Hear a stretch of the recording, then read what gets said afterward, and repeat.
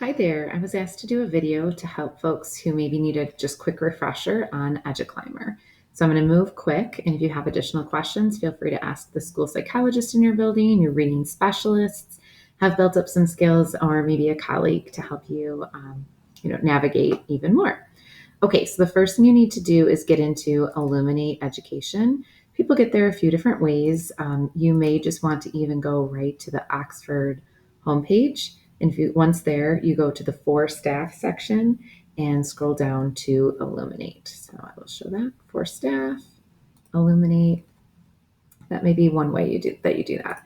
Once Illuminate has opened for you, and of course you are signing in with the Google sign in. Then you go to eduCLIMBER. eduCLIMBER is in the top right. It's this little EC button, circle button here to the side. You click that and it opens a whole nother database of eduCLIMBER. Once it's open, you click OK, that you will be confidential with the information that you're seeing. And then you can stay right in what it opens up. It's opening up a classic view of eduCLIMBER. You're welcome to use this, but know that this view is going away. And so I am encouraging people to use the enhanced early access version because it's kind of a nicer setup and it's what you'll be seeing in the future. So to find that, you could start your journey here. After you get to this page, go up to the three little lines in the top right, and then down to where it says eduCLIMBER Early Access. Go ahead and click on that. Say you'll switch, say leave, and then you'll have the newer version. It's fine to stay in this classic version if you would like, but again, newer version might be a better way to go. Okay, once here, you can go a few different places. You can go right to a student view where you would click right over here on the left. You can navigate, and as you go down, it pops up so you can see what you're looking for. You could go right to student profile, type the student's name, and you would have all of that student's information. Another way that you might want to start is to go to the class. So I can keep this school year, and I put in my username. You probably, when you click on this, will only have you as an option to choose. Click your name. You do have to pick a course. If you're elementary, any one of these courses will get you the same students. If you're middle or high school, the courses that you pick are based on the names of your courses. You would get everyone who's enrolled in that course, and then you would have to pick a period if you wanted to just see first period, second period, third period.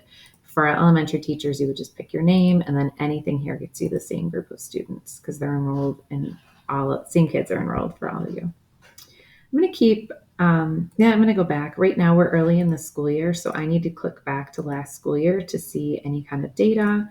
If I want to just see literacy, just see math, just behavior, I can do that.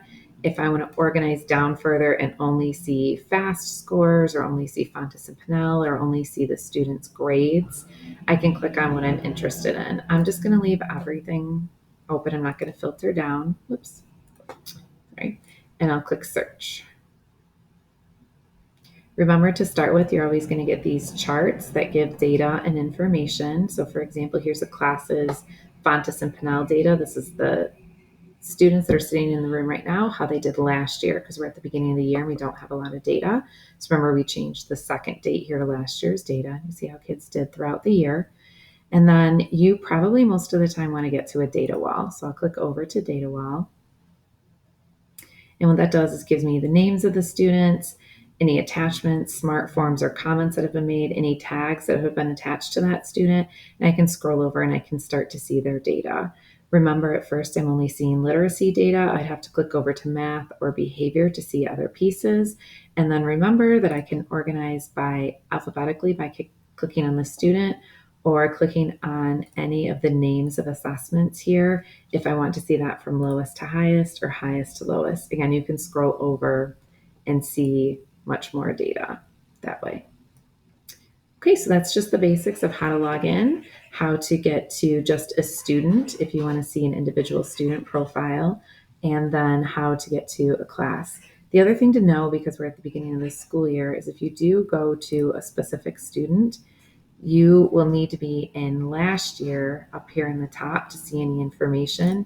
If we're in the current school year, we haven't really done any assessments yet, so nothing's showing. So early in the year, you always need to be going back to last year to see any of the data. And then once the school year keeps moving along, there should be no problem. As soon as you're into a student, you probably are more interested in this school year's data once we've gathered that.